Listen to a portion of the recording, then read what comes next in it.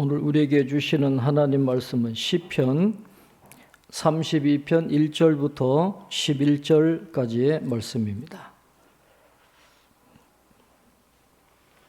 구약 성경 823면쯤에 있습니다. 시편 32편 1절부터 11절까지 우리 한 절씩 교독하겠습니다. 허물의 사함을 받고 자신의 죄가 가려진 자는 복이 있도다.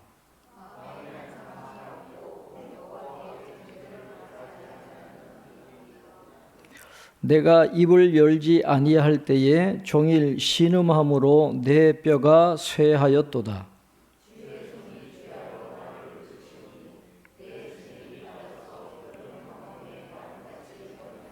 내가 이르기를 내 허물을 여호와께 자복하리라 하고 주께 내 죄를 아뢰고 내 죄악을 숨기지 아니하였더니 곧 주께서 내 죄악을 사하셨나이다.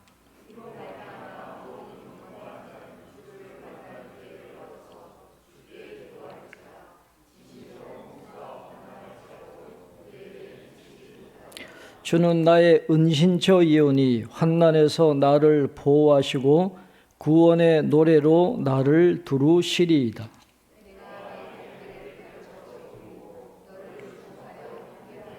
너희는 무지한 말이나 노새같이 되지 말지어다. 그것들은 재갈과 굴레로 단속하지 아니하면 너희에게 가까이 가지 아니하리로다.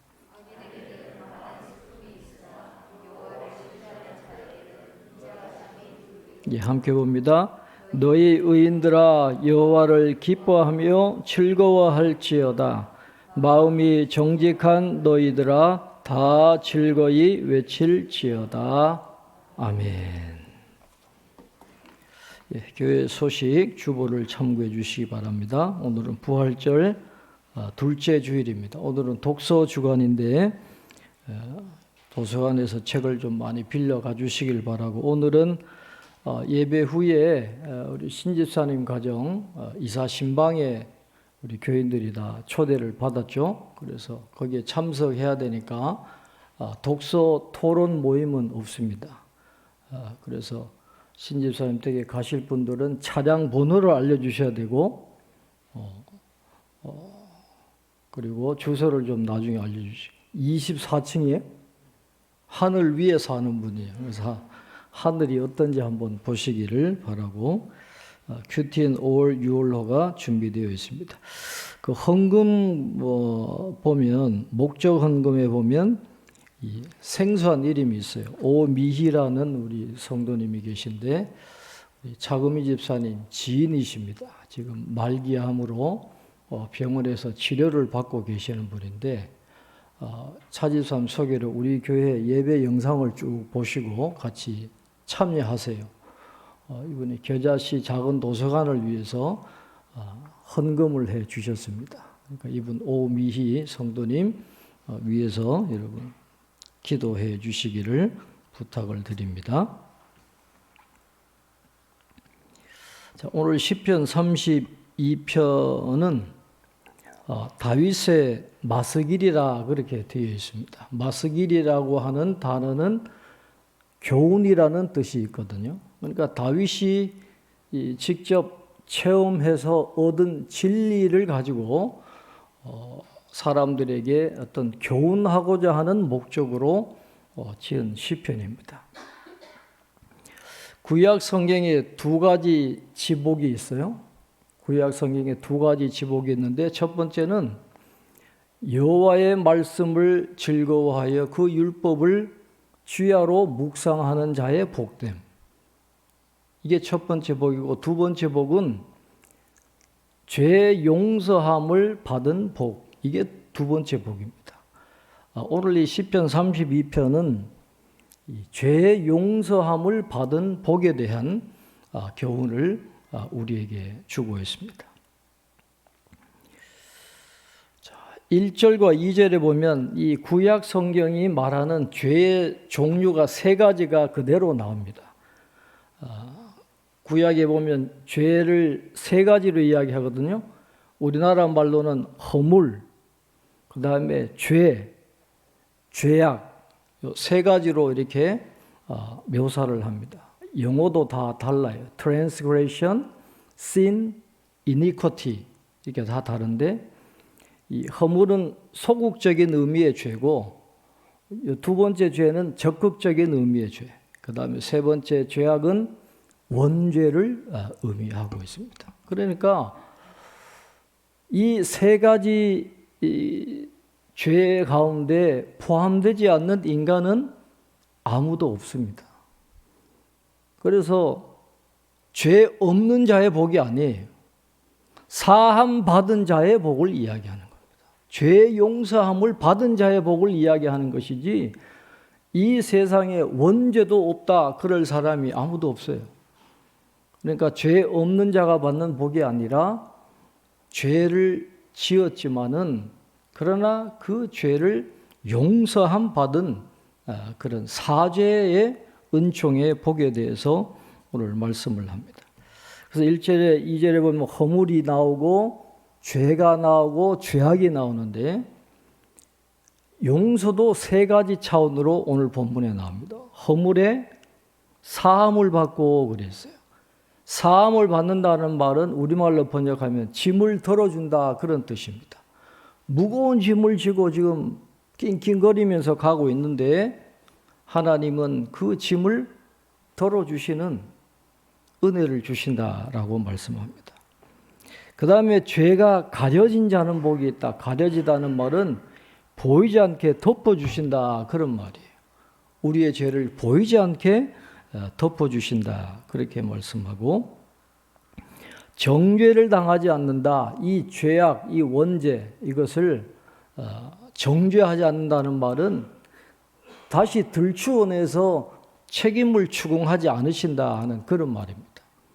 그러니까 누가 복이 있느냐?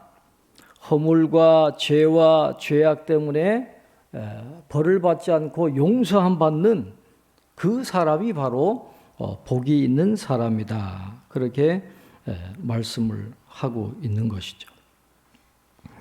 그래서 사도 바울이 로마서 4장 6절에서 8절까지 칭의에 대해서 이야기할 때 우리가 행위가 깨끗하지 못해도 의롭지 못해도 우리가 죄인이지만 아무 공로 없지만 하나님 앞에서 의롭다함을 받는다라고 하는 그 사례로 구약 성경을 언급을 할 때 바로 이 말씀을 언급을 합니다. 그래서 로마서 4장 6절로 8절에 보면 일한 것이 없이 하나님께 의로 여기심을 받는 사람의 복에 대하여 다윗이 말한 바 불법이 사함을 받고 죄가 가려짐을 받는 사람들은 복이 있고 주께서 그 죄를 인정하지 아니하실 사람은 복이 있도다 함과 같으니라. 그렇게 말씀을 하고 있습니다. 누가 복이 있느냐? 하나님의 말씀에 순종해서 받는 그런 복이 있는가 하면 이 죄 용서함 받은 자체가 우리에게 복이다 그렇게 말씀하고 있어요. 그래서 예수님을 믿는 우리가 복이 있는 사람입니다. 예수님이 십자가에 죽으심으로 거룩한 교환이 일어나는 거예요. 우리 죄를 예수님이 다 갖고 가시고 예수님의 의가 우리에게 주어졌기 때문에 우리는 그 예수님을 믿음으로 우리의 모든 죄책이 다 제거되고 하나님 앞에 의롭다함을 받는 그런 복을 이미 우리가 받고 있다라고 하는 것이죠. 그런데 문제는 우리가 의로워져도 우리는 약해서 계속 죄를 지을 수밖에 없는 그런 존재다라는 거예요. 여러분, 우리가 아무리 깨끗하게 목욕을 해도 바깥에 나가서 돌아다니고 집에 와서 발을 씻으면 또 때가 나오잖아요. 우리가 구원받은 죄인이지만 우리는 약하기 때문에 마음으로 죄를 짓든 몸으로 죄를 짓든 생각으로 죄를 짓든 죄를 지을 수밖에 없는데 그 죄를 회개하지 않을 때에는 우리가 고통을 당할 수밖에 없다라는 것입니다. 다윗이 그걸 철저하게 체험하면서 죄를 하나님 앞에 고백하지 않았을 때 그가 당했던 그런 처절한 고통과 경험을 오늘 시편을 통해서 우리에게 알려주고 있습니다. 3절 4절에 보니까 내가 입을 열지 아니할 때에 종일 신음함으로 내 뼈가 쇠하였도다. 그렇게 이야기하고 있습니다. 종일 신음함으로. 신음한다는 말은 으르렁거린다, 고함친다 그런 뜻이거든요. 고함치지 않고는 견딜 수 없는 그런 양심의 가책, 양심의 고통, 죄를 지었다라고 하는 그런 고통 때문에 하루 종일 견딜 수 없는 그런 내적인 어려움을 당했다라고 그렇게 말씀을 하고 있습니다. 그런데 내 뼈가 쇠하였도다 그랬어요. 이건 육체적인 질병을 의미합니다. 죄 문제를 갖고 고통당하면 그냥 내적인 고통으로 끝나는 게 아니다라는 것이죠. 육체적인 질병이 나타나게 된다는 거예요. 육체적인 질병이 바로 이 죄로 인한 고통과 연결되어 있다라고 지금 다윗은 고백을 하고 있습니다.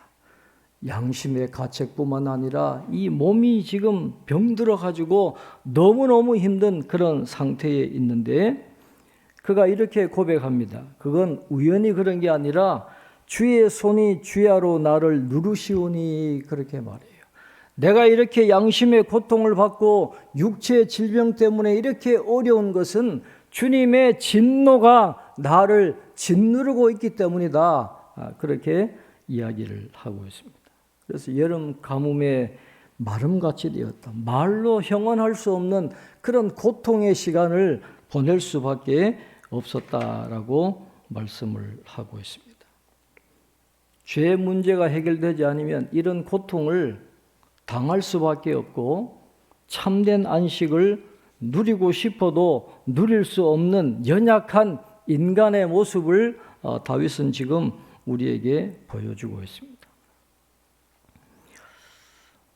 죄 문제를 해결하지 않고는 살 수 없다라고 하는 참된 행복과 안식을 얻을 수 없다라는 사실을 처절하게 경험했던 그런 다윗이기 때문에 이 죄를 자백하지 않고는 살아갈 수 없음을 깨닫고 드디어 스스로 하나님 앞에 죄를 고백하는 그런 모습이 나오고 있습니다. 우리 5절 한번 같이 읽겠습니다. 우리 5절 말씀 우리 같이 읽겠습니다. 내가 이르기를 내 허물을 여호와께 자복하리라 하고 주께 내 죄를 아뢰고 내 죄악을 숨기지 아니하였더니 곧 주께서 내 죄악을 사하셨나이다. 아멘. 자, 여기 보면 세 가지 그 죄에 대한 단어가 나오잖아요. 허물이 나오죠. 죄가 나오죠. 죄악이 나오는 거예요. 그러니까 허물을 자복하고 내 죄를 아뢰고 내 죄악을 숨기지 아니하였다라고 하는 말은 철저하게 하나님 앞에서 숨기지 않고 내 죄를 다 드러내겠다라고 하는 그런 고백입니다. 숨길 수가 없다는 거예요, 하나님 앞에서. 여러분, 여기서 이야기하는 다윗의 허물과 죄와 죄악은 뭘까요? 이 바세바와의 그 사건을 이야기하는 거예요. 나단 선지자로 인해서 나중에 이 죄를 고백하는데 한 1년 이상 텀이 있었던 것으로 우리가 봅니다. 그러니까 1년 동안 그 죄를 숨긴 거예요. 아무도 모르겠지. 우리야도 다 죽여버리고 했지만 아무도 모를 거야. 천만의 말씀. 하나님이 보시고 진노의 손으로 눌리니까 살 수가 없는 거예요. 그러니까 내가 자복하리라. 내 죄를 아뢰리라. 그리고 내 죄악을 숨기지 않아야 했더니 하나님 앞에 그 죄를 내어놓는 그 순간에 뭐라 그랬어요? 곧 주께서 내 죄악을 사하셨나이다. 고백하자마자 이 문제가 해결된 거예요. 그 내적인 고통과 육체의 질병이 한순간에 죄를 고백하면서 깨끗이 회복되고 치유되는 놀라운 경험을 다윗이 하게 되었다라는 것입니다. 그래서 어떤 분은 이 자백을 뭐에 비유하냐 하면 이 댐의 수문을 여는 것에 비유를 합니다. 여러분 댐에 수문을 열면 그 장관이잖아요. 한꺼번에 물이 내려올 때 막 물안개가 막 날리고 콸콸콸콸 쏟아지는 게 장관이거든요. 이게 닫혔을 때 그 댐을 밀어내는 그 압력이 엄청나지만은 수문을 열면 한순간에 물이 빠지면서 그 압력이 내려가는 것처럼 죄를 고백하지 않고 안고 있을 때 내적인 고통과 육체의 질병으로 고통당할 수밖에 없지만 이걸 활짝 여는 순간에 곧 주께서 내 죄악을 사하셨나이다. 한순간에 영혼이 회복되고 평안을 얻고 안식을 얻는 그런 경험을 지금 다윗이 하게 되었다라고 말씀을 하고 있습니다. 이런 경험을 하니까 이제 다윗이 다른 사람들에게 교훈을 주는 겁니다. 자, 6절에 보면 이로 말미암아 모든 경건한 자는 주를 만날 기회를 얻어서 주께 기도할지라 진실로 홍수가 범람할지라도 그에게 미치지 못하리이다. 그랬어요. 모든 경건한 자는 하나님과 언약을 맺은 그런 사람이에요.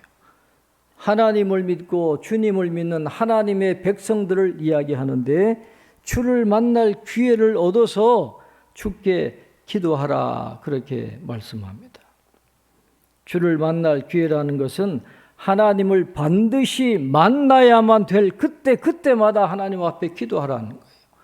죄를 깨달을 때마다 기도하는 이 경건의 훈련이 우리 성도들의 신앙생활에 굉장히 중요하다라는 것을 이야기합니다. 그래서 그 죄가 생각날 때마다 하나님 앞에 기도하라 그렇게 말씀하고 그렇게 기도하면 자기가 체험한 거예요. 홍수가 범람할지라도 하나님이 지켜주시는 은혜를 경험하게 될 것이다. 그렇게 말씀을 하고 있습니다. 그래서 하나님 앞에 스스로 자복하는 것, 자백하는 것, 죄악을 고백하는 것이 그렇게 신앙생활에 중요하다라는 것을 다윗은 지금 가르쳐 주고 있습니다. 그리고 계속 이야기합니다. 7절에 보면 주는 나의 은신처이오니 환난에서 나를 보호하시고 구원의 노래로 나를 두루시리이다. 그렇게 말씀해요. 죄를 자백하기 전에 그 죄책을 내가 안고 있을 때에 죄를 숨길 때에는 하나님의 진노의 손이 나를 짓눌러요. 하나님의 진노의 손이 나를 짓눌러서 불안하고 아프고 염려할 수밖에 없었지만은 이 문을 여니까 죄를 고백하니까 진노의 손길이 뭐로 바뀌어요? 보호의 손길로 바뀌더라는 거예요. 곧장 보호의 손길로 은신처가 되어주시고 구원의 노래로 나를 두루시리다라는 말은 구원의 노래는 전쟁에서 승리해서 환호성을 부르는 군사들의 이 소리거든요. 그러니까 그 구원의 노래로 나를 두루신다는 말은 내 주변 환경이 이렇게 승리의 환호성을 지를 수 있을 정도로 좋게 변화되도록 하나님이 만들어주시는 그런 은혜를 누리게 되는데 누가 그런 은혜를 누리는 거예요? 죄를 고백하는 사람, 자신의 죄를 자백하는 그 사람에게 하나님이 그런 놀라운 은혜를 베풀어 주신다라고 말씀하면서 때를 따라 기도하라 하는 그런 가르침을 주고 있습니다.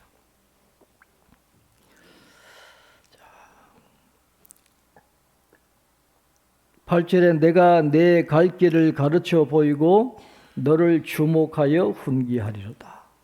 여기서 내가 누굴까요?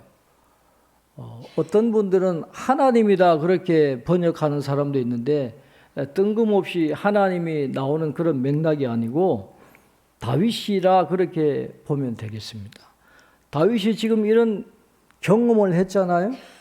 이 처절한 죄를 숨겨서 고통을 당한 그런 경험도 있고 죄를 자백함으로 말미암아 사죄의 놀라운 은총을 다 경험한 스승 같은 그런 존재가 되었기 때문에 그런 스승으로서 주변에 죄를 짓고 사는 사람들에게 이제 길을 보여주겠다. 자신이 죄를 고백했을 때 누렸던 그런 은총을 모든 사람들이 함께 누릴 수 있도록 나와 같은 길을 걸어가자. 그렇게 스승으로 교훈을 주고 있는 것이죠.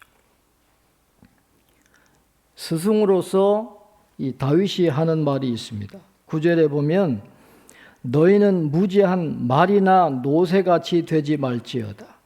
그것들은 재갈과 굴레로 단속하지 아니하면 너희에게 가까이 가지 아니하리로다. 그랬습니다. 말이나 노새는 그냥 가만 내버려 둔다고 해서 사람에게 가까이 오지 않는다라는 거예요. 말을 안 듣는다는 거예요. 재갈과 굴레로 단속하고 채찍으로 때려야 말을 듣는데 다윗은 지금 이렇게 이야기하는 거예요. 나는 말이나 노새처럼 회개하지 않겠다라는 거예요. 하나님이 채찍으로 때리고 어려움을 주고 하나님이 환난을 주서야 겨우 억지로 회개하는 그런 회개를 하기를 원하지 않는다라는 거예요. 자원하는 마음으로 스스로 죄를 깨닫고 하나님 앞에 고백하기를 원한다. 그렇게 하라는 거예요. 억지로 하지 말고 하나님 앞에 두들겨 맞고 나서 나중에 회개하지 말고 미리미리 하나님 앞에 죄를 고백하는 그런 삶을 살 것을 이야기를 하고 있습니다. 그러면서 마지막 10절로 11절에서는 성경의 중요한 주제를 가지고 이제 결론을 내리고 있습니다. 우리 10절, 11절 우리 한번 같이 읽겠습니다. 악인에게는 많은 슬픔이 있으나 여호와를 신뢰하는 자에게는 인자하심이 두루리로다. 너희 의인들아 여호와를 기뻐하며 즐거워할지어다. 마음이 정직한 너희들아 다 즐거이 외칠지어다. 아멘. 악인에게는, 여기서 말하는 악인은 죄를 자백하지 않는 자를 의미해요. 죄를 자백하지 않는 자는 슬픔이 많은 인생이 될 수밖에 없어요. 70인역은 이 슬픔을 뭐라고 번역했냐 하면 채찍이라 그렇게 번역했어요. 죄를 고백하지 않는 자는 하나님이 채찍으로 때리십니다. 많은 어려움이 있을 수밖에 없어요. 그러나 여호와를 신뢰하는 자는, 그러니까 스스로 죄를 고백하는 자는 인자하심이 두루리로다. 그렇게 말해요. 진노의 손이 보호의 손길로 바뀌어가지고 그를 보호하시고 어려움에서 건져주시는 그런 은혜를 베풀어 주신다. 그렇게 말합니다. 그러니까 기뻐할 수 있는 거예요. 죄가 있는 한 기뻐할 수 없습니다. 어거스틴은 그렇게 행복을 추구했어요. 그래서 어떻게 하면 행복할까? 육체의 쾌락을 쫓았어요. 18살에 이미 동거녀를 통해서 아들을 얻었던 사람이 어거스틴입니다. 육체의 쾌락도 쫓아가보고 만이교회 귀의도 해보고 철학도 쫓아가보고 했지만 마음의 평안과 안식과 기쁨이 없는 거예요.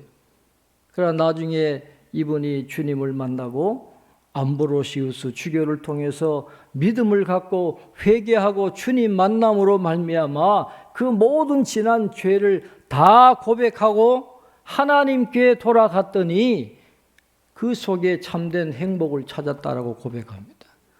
죄 문제 때문에 하나님과 관계가 깨어지고 하나님과 멀어지면 절대로 기뻐하거나 즐거워할 수 없는 거예요. 아무리 세상에서 잘나고 평안하게 살고 아무리 권세를 누리고 부유해도 이 죄 문제가 해결되지 않으면 이 영혼의 갈급함과 영혼의 이 두려움과 불안은 해결할 길이 없는 겁니다. 이 죄 문제가 해결될 때라야 우리는 기뻐하고 즐거워하면서 하나님의 은혜 아래 살아갈 수 있다라는 것을 우리에게 말씀을 하고 있습니다. 그래서 오늘 이 다윗의 그 영성을 우리가 기억하고 우리가 죄인이라는 것을 깨닫는 데부터 이런 은혜가 시작이 되는 것입니다. 스스로 죄를 고백하고 자백하는 그런 삶을 통해서 진노의 손이 보호하시는 손길로 바뀌어서 은신처 되시는 하나님을 신뢰하고 나갈 때 참된 기쁨과 즐거움을 누리면서 살아갈 수 있는 우리 모든 성도님들이 될 수 있기를 바랍니다. 우리 찬송가 254장 부르시고 우리가 사죄의 은총을 누리는 정직한 사람들이 되게 해달라고 우리 함께 기도하도록 하겠습니다.